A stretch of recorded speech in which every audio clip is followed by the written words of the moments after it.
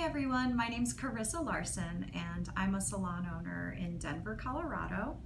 And I wanted to share something that has made my life quite a bit easier over the last couple months. It's called the Big Squeeze. And this is a modern take on our tube squeezers. Every hairdresser knows how much waste can add to our bottom line. We go through our tubes with our fingers and we really have no idea how much color is being left in each tube. And so we do our best to squeeze it all out with the hopes that we're not throwing a whole lot of color in the trash. Well, since I was introduced to the Big Squeeze, I have come to realize that there's actually quite a bit of color left in the bottom of our tubes.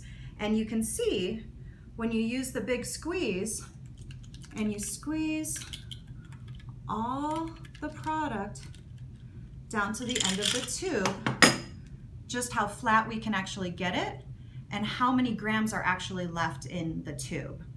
So I wanted to show you my favorite way to use the Big Squeeze. When I start with a brand new tube of color, I tend to do it kind of the old-fashioned way. I use my fingers at first, and I do that to get the tube going.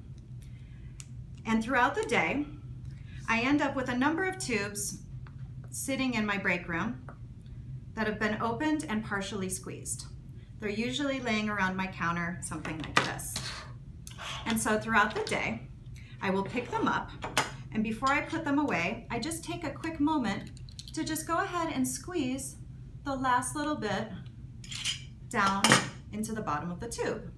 And then they're much easier to store this way. I can put them right back in their box and put them away. So at the end of each day, I just take a quick minute, go through, squeeze down all the tubes I had used throughout the day, nice and tidy and clean and ready to be stored. I hope you give the Big Squeeze a try. I have found that it saved me money and time, and it's so much easier to store our used tubes. So enjoy.